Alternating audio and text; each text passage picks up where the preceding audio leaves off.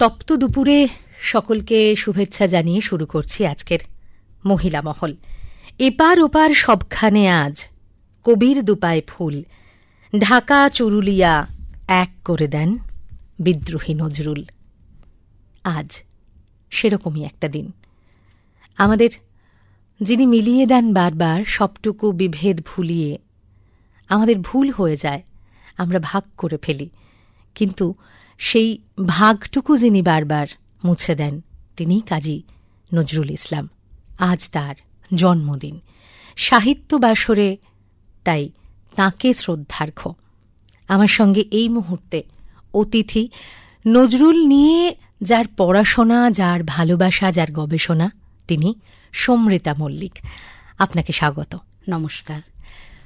বেতারের সঙ্গে নজরুলের যোগ অঙ্গাঙ্গী একদম। আর সেই মানুষটাকে নিয়ে আপনার যাবতীয় পড়াশোনা এগিয়ে চলা। আজকে জন্মদিনে তাঁর কথা বলতে এসে কেমন লাগছে? প্রথমেই আমি আমাদের প্রাণের কবি কাজী নজরুল ইসলামের চরণে সশ্রদ্ধ প্রণাম জানাই, এবং সত্যি এটা আমার কাছে এক পরম পাওয়া, পরম প্রাপ্তি যে তাঁর জন্মদিনে তাঁকে নিয়ে বলতে আসা আমাদের সবার অত্যন্ত গর্বের জায়গা এই আকাশবাণীতে। এবং সেখানে আমার অত্যন্ত ক্ষুদ্র জ্ঞানে আমি চেষ্টা করব কিছু কথা শ্রোতাদের সঙ্গে ভাগ করে নিতে, কিন্তু আমি জানি না কতটুকু পারবো, কিন্তু এটা আমার শ্রদ্ধাঞ্জলি কবির প্রতি। আবারও তো চারপাশের পৃথিবীটা ভীষণভাবে অশান্ত হয়ে উঠেছে, মানুষে মানুষে একটা প্রতিনিয়ত বিভেদের চেষ্টা। এই সময়ে দাঁড়িয়ে কি বারবার মনে হয় যে কবির কাছে, কবির লেখার কাছে ফিরে গেলে আমরা বোধহয় সঠিক পথ দেখতে পাবো? একদম। এবং আমার যেটা মনে হয় যে এই মুহূর্তে দাঁড়িয়ে কাজী নজরুল ইসলামের গান, কবিতা, তার প্রবন্ধ, নাটক, গল্প, উপন্যাস, তার অভিভাষণ, তার চিঠি, সমস্ত কিছু মিলে তিনি যা সৃষ্টি করে গেছেন আমাদের জন্য, সবটাই বোধহয় চর্চা করা অত্যন্ত প্রাসঙ্গিক, শুধু নয় অত্যন্ত অপরিহার্য। কারণ যদি আমরা নজরুলের যে চিন্তা চেতনা সেটাকে আমরা ধারণ করতে পারি, তাহলে হয়তো আমরা একটা সুন্দর পৃথিবী আগামী প্রজন্মের জন্য রেখে যেতে পারবো। যে কথা আপনি বলছিলেন যে এই মানুষে মানুষে ভেদ, যার বিরুদ্ধে কাজী নজরুল ইসলাম সারা জীবন বিদ্রোহ ঘোষণা করেছেন, এবং তার সমস্ত লেখাতেই আমরা এই কথাই পাই। সুতরাং সেক্ষেত্রে শুধুমাত্র কতটা প্রাসঙ্গিক এটা বললে বোধহয় খুব একটা ঠিক বলা হয় না। আমার মনে হয় এখন এমন একটা সময় আমরা দাঁড়িয়ে রয়েছি যেখানে আমরা অত্যন্ত অপরিহার্য মনে করছি নজরুল চর্চা। ঠিক, বারবার না আমরা যখনই কোথাও দিশাহারা হই তখনই মনে হয় যে কবির লেখা, কবির গান বোধহয় আমাদের সঠিক পথে পৌঁছে দিতে পারে। একেবারেই।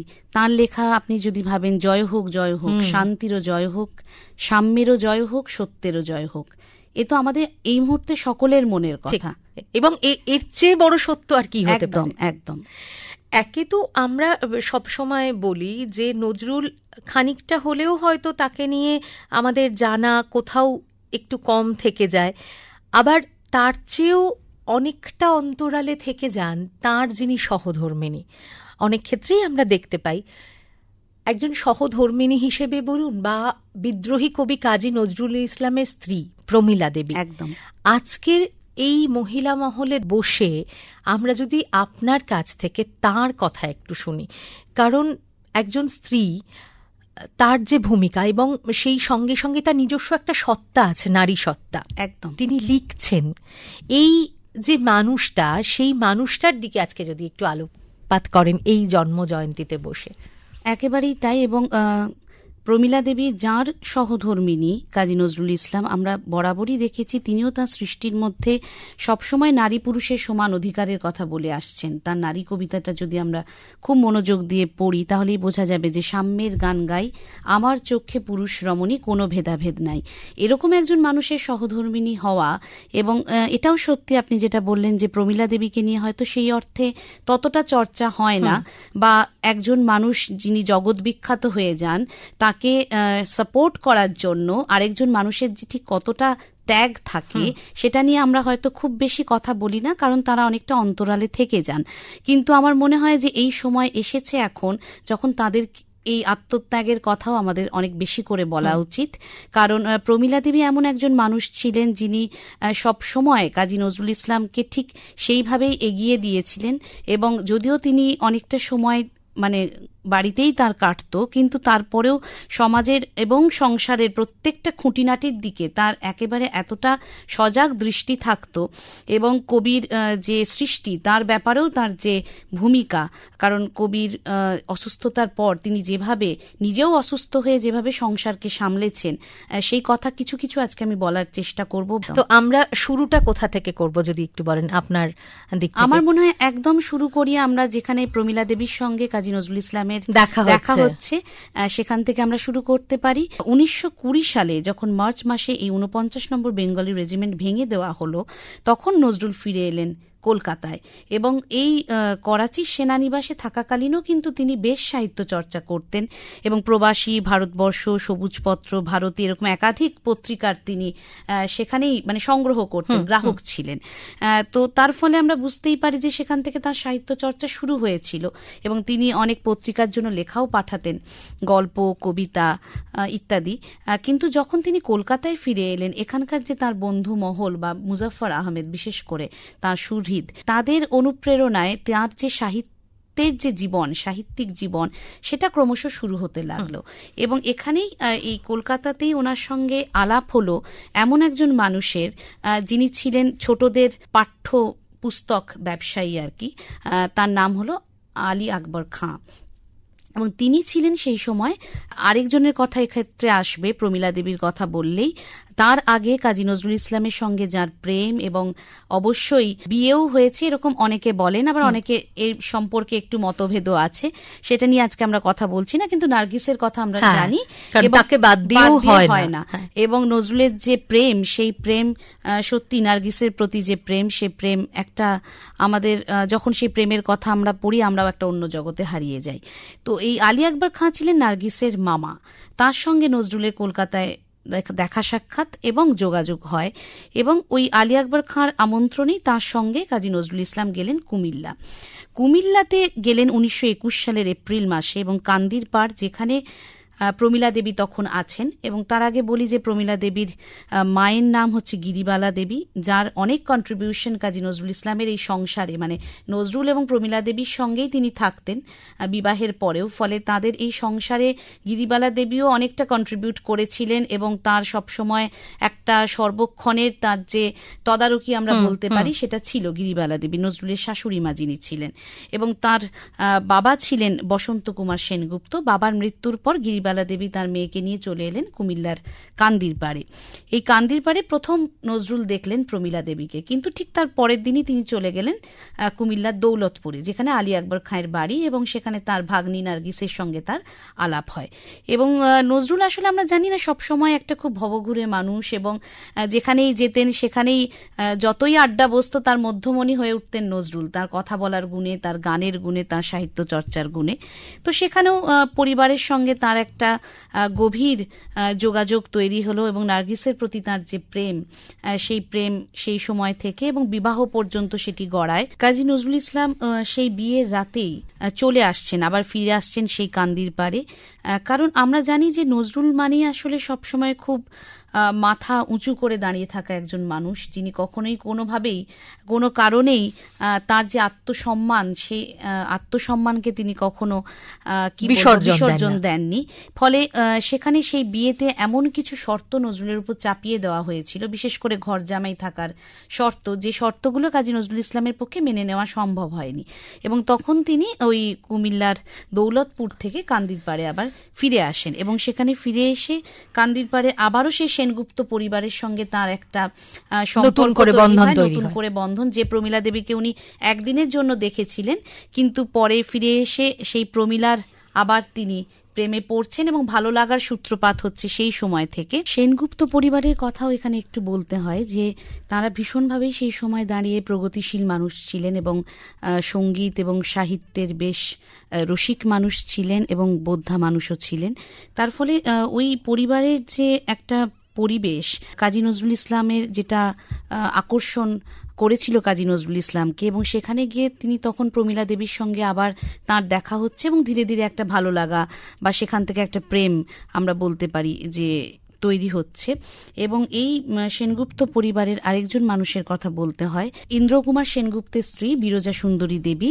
তিনিও কিন্তু কাজী নজরুল ইসলামকে ভীষণভাবে পুত্র স্নেহে দেখতেন এবং নজরুলও তাকে একেবারে মা বলেই সম্বোধন করতেন। এবং নজরুলের যে সর্বহারা কাব্যগ্রন্থের কথা আমরা জানি, তিনি সেটি এই বিরজা সুন্দরী দেবীকে উৎসর্গ করেছিলেন। হ্যাঁ, এইভাবে এই পরিবারের সঙ্গে নজরুলের একটা সেই বন্ধন তৈরি হয়। এবং 1921 সালের নভেম্বর মাসে আবার নজরুল কুমিল্লা যাচ্ছেন ওই কান্দির পাড়ে, এবং সেই সময় গিয়ে বেশ কিছু কবিতা তিনি লিখছেন, যে কবিতাগুলি হয়তো পরবর্তীতে আমরা ছায়ানট কাব্যগ্রন্থে পাচ্ছি। এবং ছায়ানট কাব্যগ্রন্থে মূলত আমরা যেটা পাই যে প্রেমের কবিতা, প্রেম মানে যে সবসময় খুব মিলন, তার বাইরে গিয়েও অনেকটা বিরহের কবিতাও আমরা পাই। কিন্তু বিজয়িনী বলে বিশেষ করে যে কবিতাটি রয়েছে, অনেক নজরুল গবেষকই বলেন যে এই কবিতাটি মূলত প্রমীলা দেবীর সঙ্গে নজরুলের যে প্রেম তখন কুমিল্লায় কান্দির পাড়ে, সেই প্রেমটিকে মাথায় রেখেই হয়তো নজরুল এই কবিতাটি রচনা করেছেন। খুব সুন্দর প্রথম লাইনটা তো আমরা সবাই জানি যে হেমর রানী তোমার কাছে হার মানি আজ শেষে। তো নজরুলও হার মেনেছিলেন আর কি প্রমীলা দেবীর কাছে। এবং সেই সময় দাঁড়িয়ে কতটা এগিয়ে থাকলে এই যে একজন সেনগুপ্ত পরিবারের মেয়ে, সে তিনি বিবাহ করছেন কাজী নজরুল ইসলামকে, এই যে ধর্মের ভেদাভেদ ঘুচে গিয়ে প্রথম যে প্রমীলা দেবী যে প্রথম এগিয়ে আছেন, সেটা প্রথম পরিচয় যে নিশ্চয়ই কাজী নজরুল ইসলাম, কিন্তু তাহলেও কাজী নজরুল ইসলাম পরিবারের, আমি যেটা বলছি, বরণ করে নিচ্ছেন যে তার বেড়ে ওঠা। এবং এই গিরিবালা দেবীরও একটা চমৎকার ভূমিকা রয়েছে নিশ্চয়ই মা হিসেবে, এবং তিনি যেভাবে এটাকে সাপোর্ট করছেন, কলকাতায় পরবর্তীকালে তাদের চলে আসা ইত্যাদি সবকিছু মিলেই এখানে মানে প্রমীলা দেবী রয়েছেন, কাজী নজরুল ইসলাম রয়েছেন এবং গিরিবালা দেবী রয়েছেন, তিনজনের একটা চমৎকার সম্পর্ক। এবং সেখান থেকেই পরবর্তীতে এটা বিবাহ পর্যন্ত এগোনো, এটা কিন্তু সত্যিই তখনকার দিনে দাঁড়িয়ে এতটা সহজ একেবারেই না। এখানেই নজরুল বারবার প্রাসঙ্গিক হয়ে ওঠেন যে শুধুমাত্র কিছু কথা বলে যাওয়া নয় বা কিছু গানে লিখে যাওয়া নয়, কবিতা লিখে যাওয়া নয়, সেগুলোকে জীবনে চরমভাবে পালন করা এবং সেগুলো সত্যি করে তোলা। এই যে তার যে এই সম্প্রীতির কথা তিনি বারবার বলেছেন, সেটা কিন্তু তিনি নিজের জীবনে দেখিয়েছেন। তার সন্তানদের নাম যখন রাখছেন যে কৃষ্ণ মোহাম্মদ, সেখানে অবশ্যই হিন্দু মুসলিম পাশাপাশি থাকছে। এই যে তার মানসিকতা, সেটা সবসময় তার শুধুমাত্র লেখার মধ্যে দিয়ে না। আমরা তো মুখে অনেক সময় অনেক কথাই বলি, কিন্তু যখন সেটা আমাদের নিজেদের জীবনের ক্ষেত্রে আসে তখন অনেকটাই হয়তো আমরা সেটা মানিয়ে নিতে পারি না, মেনে নিতে পারি না। কিন্তু নজরুল এমনই একজন মানুষ ছিলেন যে এত স্বচ্ছ মনের দিক থেকে, তিনি যা ভাবতেন তাই লিখতেন। কারণ সেই সময় দাঁড়িয়ে যার লেখা এইভাবে ব্রিটিশদেরকে কাঁপিয়ে দিয়েছিল বলা চলে, সেখানে উনি হয়তো কবি হিসেবে অন্য অনেক কবিতা লিখতে পারতেন, প্রেমের কবিতা লিখতে পারতেন, এত বিদ্রোহী মনোভাব নাই দেখাতে পারতেন, কিন্তু তিনি যা মনে করেছেন তাই তিনি লিখেছেন। এই যে আমরা বলি না সাধক নজরুল, সাধক তো সেই সাধন পথে দেখান যেটা তিনি বিশ্বাস করেন। একদম। তো সেইখানেই বোধহয় কোথাও একটা মিলেমিশে একাকার হয়ে যায় যে তিনি তার প্রথমে তার জীবন চর্যার সঙ্গে ওই দর্শনটাকে মিলিয়ে নিয়েছেন, তারপর সেই দর্শন থেকে উঠে আসা গান কবিতা, যেটা তিনি মাধ্যম হিসেবে বলা যায় তার সাধনার পথকে যেন আমাদের মানবতার মধ্যে ছড়িয়ে দিতে চাইছেন। আমার বারবার এটা মনে হয়েছে। একেবারেই তাই। এবং 1922 সালে উনি আবার যাচ্ছেন কুমিল্লা সেই কান্দির পাড়ে, কিন্তু তখন আমরা দেখছি নজরুল অনেক বেশি যে বিদ্রোহী সত্তার কথা আমরা বলছি, কারণ সেই সময়টা দাঁড়িয়ে আপনাকে দেখতে হবে যে রাজনৈতিক প্রেক্ষাপট কি ছিল। সেই সময় এমন একটা সময়, অসহযোগ আন্দোলনের সময় দেশবন্ধু চিত্তরঞ্জন দাসকে গ্রেপ্তার করা হচ্ছে, সেখানে দাঁড়িয়ে নজরুল তখন কুমিল্লাতে বসেই রচনা করছেন প্রলয় উল্লাস, তোরা সব জয়ধ্বনি কর, এই সমস্ত কবিতা তিনি রচনা করছেন। এবং তারপর আবার ফিরে আসছেন কলকাতায় ফিরে এসে আমরা সবাই জানি যে তার যে সম্পাদিত পত্রিকা ধূমকেতু, যে পত্রিকাতে তিনি লিখছেন আনন্দময়ীর আগমনে, এবং মূলত সেই কবিতার জন্যই তার যে জেল জীবন, এবং সেটা ইংরেজ সরকারকে একেবারে নাড়িয়ে দেবে, ইংরেজ সরকার ভিতটা ব্রিটিশ সরকার। এবং সেই সময় ব্রিটিশরা এত ভয় পেতেন নজরুলের লেখা, এখন আমরা ভাবলে অবাক হই যে সমস্ত কবিতা গান নজরুল যা লিখছেন তারা সঙ্গে সঙ্গে ইংলিশে সেটাকে ট্রান্সলেট করছেন এবং বোঝার চেষ্টা করছেন যে নজরুলের গান কবিতা সেই সময় দাঁড়িয়ে স্বাধীনতা সংগ্রামীদের কতটা উদ্বুদ্ধ করছে।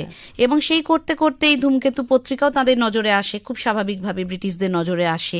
এবং সেই সময় আনন্দময়ীর আগমনে লেখার জন্য তাকে তখন থেকেই ব্রিটিশরা বেশ তাকে গ্রেপ্তার করবেন, এরকম একটা যখন পরিস্থিতি তৈরি হচ্ছে, ঠিক সেই সময় কিন্তু গিরিবালা দেবী তার কন্যা প্রমীলা দেবীকে নিয়ে তার ভাইয়ের কাছে সমস্তিপুরে, বিহারের সমস্তিপুরে অবস্থান করছিলেন।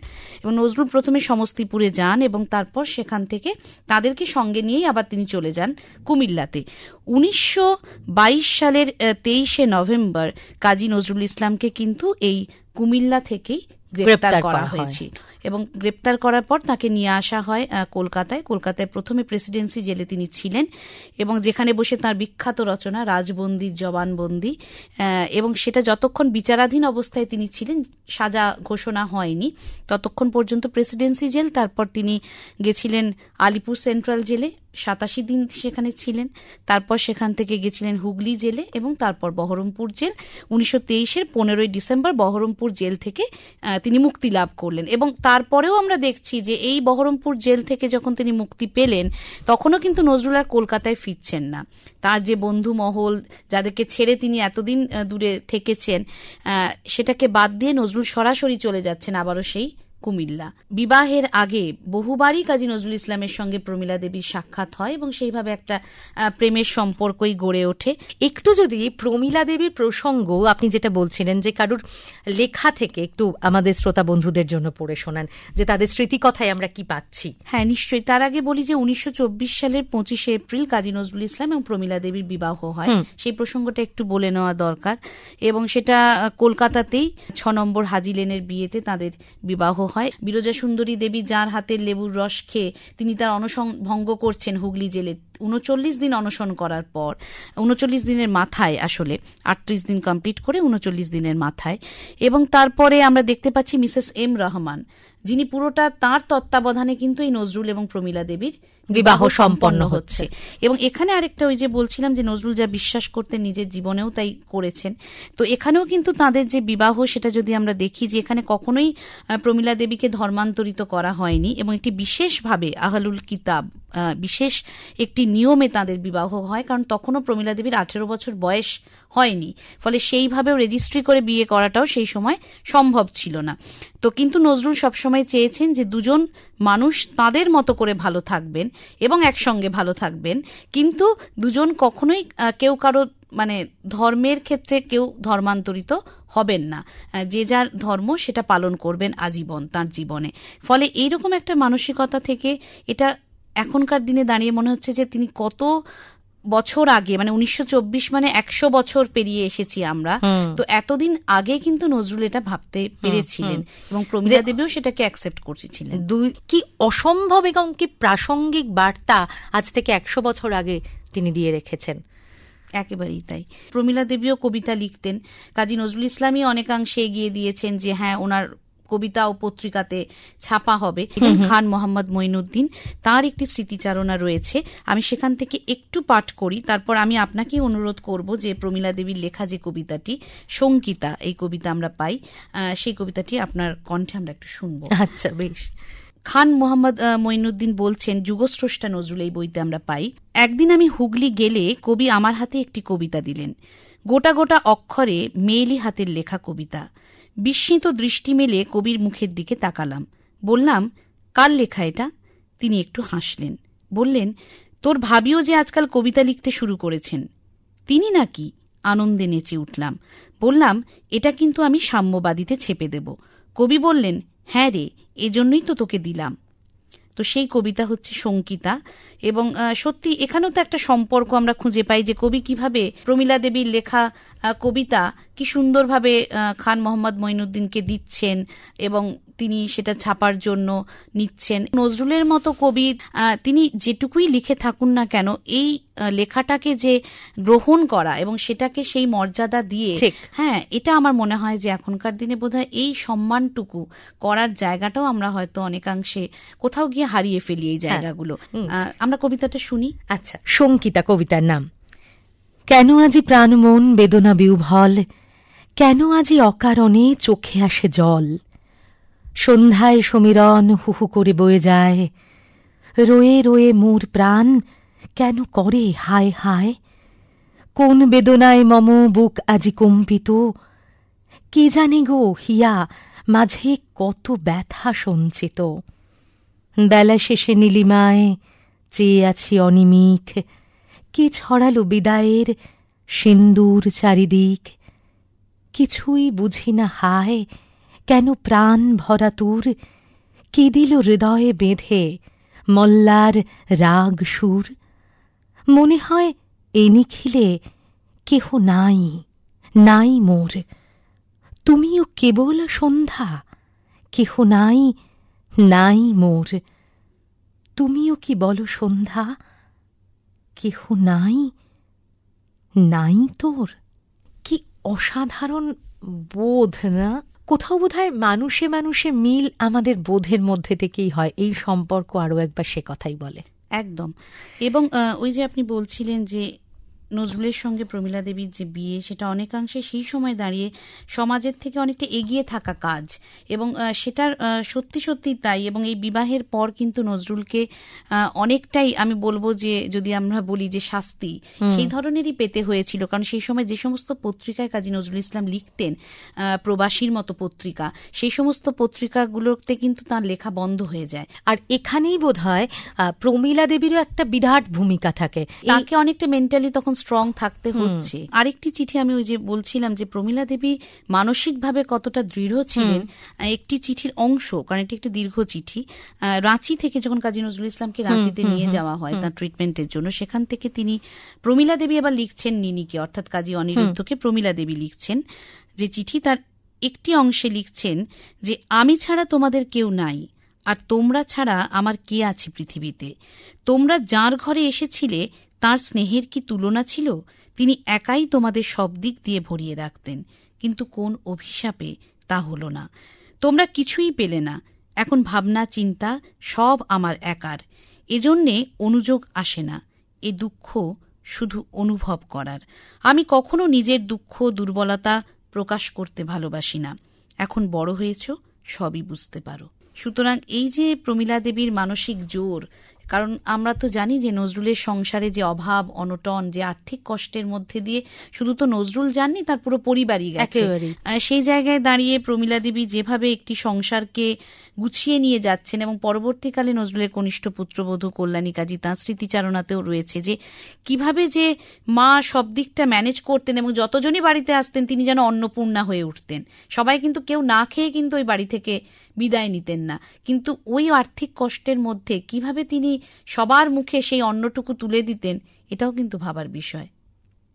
অর্থাৎ প্রত্যেকটি বাঁকে, জীবনের যেমন যেমন বাঁক নজরুলের জীবনে আসছে, স্থানান্তরিত হচ্ছেন, অর্থনৈতিক কষ্ট, তারপর পুত্রশোক, সবের মধ্যে দিয়ে কোথাও যেন প্রমীলা দেবীর চরিত্রের এক একটা দিক প্রস্ফুটিত হচ্ছে, এবং যে দিক বলে যে তিনি কখনোই তার ধর্মচ্যুত হচ্ছেন না। ধর্ম মানে এখানে ওই প্রাতিষ্ঠানিক ধর্ম নয়, সহধর্মিনীর ধর্ম, মায়ের ধর্ম, সেবাপরায়ণতার ধর্ম, এই যে মানবিক ধর্ম, সেই মানবিক ধর্মের এক একটি ঘটনা তাকে আরও একবার উজ্জ্বল মানুষ হিসেবে আমাদের সামনে প্রতিষ্ঠা দিচ্ছে। একেবারেই তাই। এবং এই যে 1938 সালে যখন প্রমীলা দেবী অসুস্থ হয়ে পড়লেন, আমরা জানি যে তার একেবারে নিম্নাঙ্গ অবশ হয়ে যায়, এবং সেই সময় থেকে কিন্তু শুধুমাত্র প্রমীলা দেবীই যে পুরো সবসময় নজরুলকে সাপোর্ট করছেন এটা যেমন একটা বিষয়, ঠিক সেইভাবে নজরুল যেন তখন মানে একেবারে আরেকবার দিশেহারা হচ্ছেন। মানে বুলবুলের মৃত্যুতে তিনি যেমন ভাবে কি বলবো, তার একটা সেই মানসিক অবস্থা তৈরি হয়েছিল, কিন্তু প্রমীলা যখন অসুস্থ হয়ে গেলেন, সেই সময় যেহেতু কাজী অনিরুদ্ধ, কাজী সব্যসাচী তারাও বয়সে অনেকটাই ছোট, ফলে সেই যে চিন্তা নজরুলের, এবং কোথায় কোথায় তিনি ছুটে গেছেন যে যদি একটু ওষুধ পাওয়া যায়, বা বরদাচরণ মজুমদারকে তিনি চিঠি লিখছেন যে আমি কি করব, মানে আমরা আরো একবার দিশেহারা অবস্থা। এবং তারাশঙ্কর বন্দ্যোপাধ্যায়ের চমৎকার একটি স্মৃতিচারণা রয়েছে, সেখানে তিনি বলছেন যে এই বেলের ধর্ম ঠাকুর মানে লাভপুরের কাছে, সেখানে নজরুল ছুটে গেছেন তার বাড়িতে, যে যদি সেখান থেকে কোনো রকম কোনো ওষুধ বা কোনো দৈব যদি ভালো কিছু করতে পারেন। তো আমার মনে হয় এই ভালোবাসাটা খুবই উভয়ের প্রতি ছিল। এবং 1942 সালে আজকে আমরা আকাশবাণীতে বসে আছি, জানি যে নজরুল ইসলাম যখন এরকমই বেতারে একটি অনুষ্ঠান করছিলেন, করতে করতে হঠাৎ তার জিহ্বা আড়ষ্ট হয়ে যায় এবং উনি অসুস্থ বোধ করেন, এবং সেই সময় বলা হয় যে নজরুল ইসলাম অসুস্থ এবং অনুষ্ঠান সম্প্রচার কিছুটা সময়ের জন্য বন্ধ থাকছে।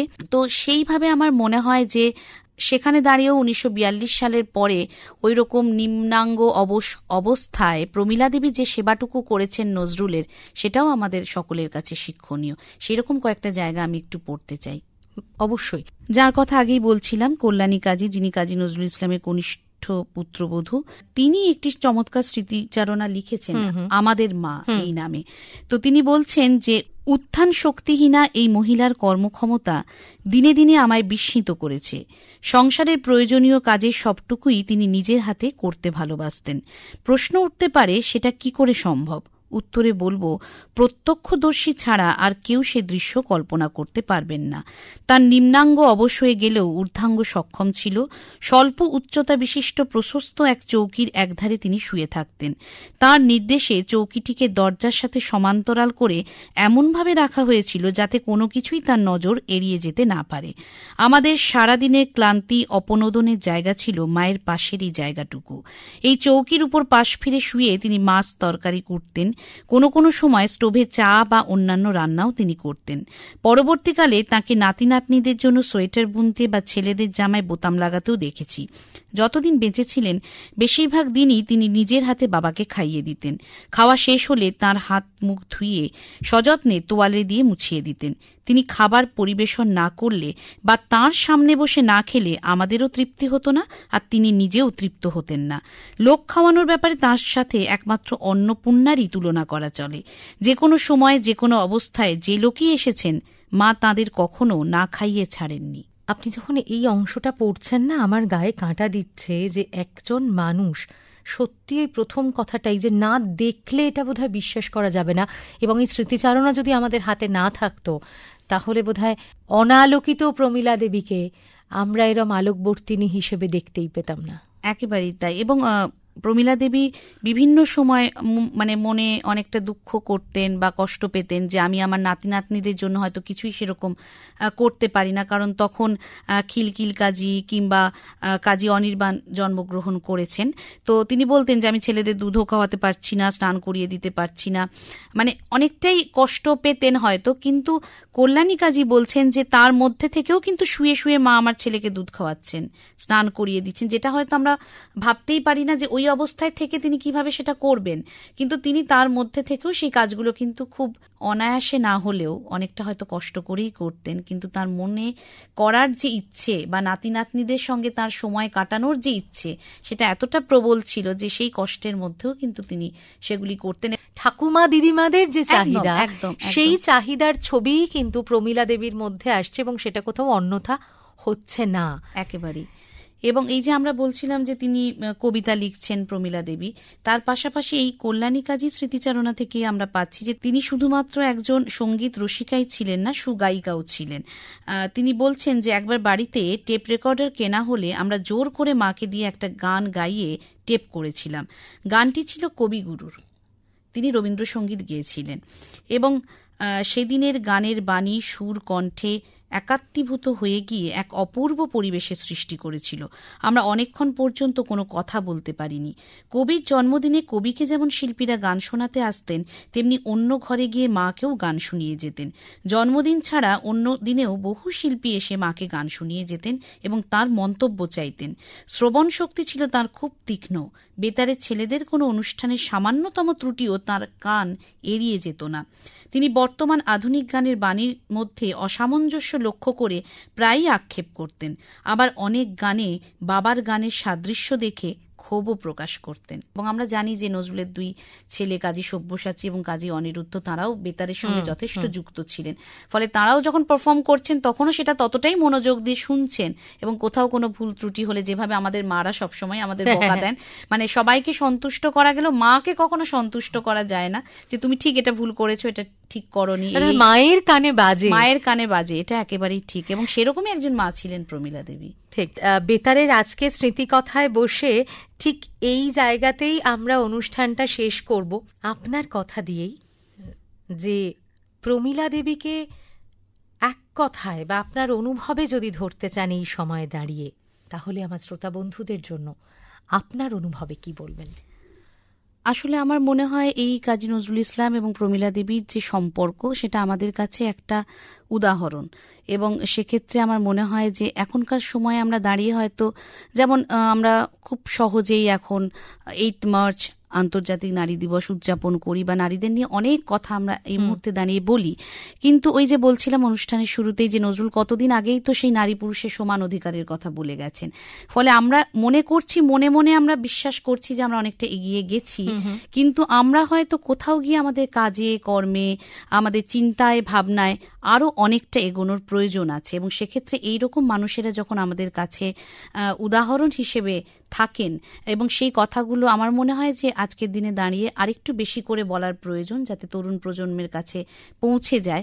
এবং শুধুমাত্র এই যে প্রমীলা দেবী, যে প্রমীলা দেবীকে আমরা আজকের অন্তত এই আলোচনায় তুলে আনার চেষ্টা করলাম, যিনি হয়তো খুব বেশি বাইরের জগতের সঙ্গে অনেক বেশি পরিচিত ছিলেন, বা তার লেখার মাধ্যমে অনেক বেশি তিনি প্রতিষ্ঠা পেয়েছেন, তেমনটা নয়, কিন্তু তিনি তার ভালো লাগা, ভালোবাসাকে কিন্তু কখনো বর্জন করেননি। সাহিত্যের প্রতি তার যে ভালোবাসা, সঙ্গীতের প্রতি ভালোবাসা, এত বেশি বয়সে এসেও তার গান যখন রেকর্ড করা হচ্ছে, তিনি কবিগুরুর গান গেয়ে উঠছেন অনায়াসে। ফলে সেই জায়গা থেকেও আমরা ভেতরে যেটা ভালোবাসি, শুধুমাত্র কোনো একটি কারণে হয়তো সেটা আমরা প্রফেশনালি সবসময় করব না, কিন্তু আমাদের ভেতরের ভালোবাসাটুকু যেন আজীবন থাকে, এবং সেটা নিয়ে যেন আমরা একটা সুন্দর জীবন কাটিয়ে দিতে পারি, এটা আমার মনে হয়। বাহ, অনেক ধন্যবাদ আজকের এই বিশেষ দিনে এরকম সুন্দর মুহূর্ত আমাদেরকে উপহার দেওয়া। তার চেয়েও বড় কথা, অপেক্ষাকৃত অনালোচিত মানুষ প্রমীলা দেবীর ওপর আলো ফেলার জন্য। আমারও ভীষণ ভালো লাগলো আজকের এই বিশেষ দিনে অন্তত এই দুজন মানুষকে নিয়ে কথা বলাটাই আসলে একটা কি বলবো, সেটাই একটা আশীর্বাদ। এবং সেক্ষেত্রে আমার মনে হয় যতটুকু আমি পেরেছি বলেছি এবং চেষ্টা করেছি আমার মতো। খুব ভালো থাকবেন। আজকের মতো মহিলা মহল এই পর্যন্তই। আমাদের সঙ্গে ছিলেন নজরুল গবেষক সমৃতা মল্লিক, আমি আপনাদের সঙ্গে ছিলাম শ্রুতমা মুখোপাধ্যায়।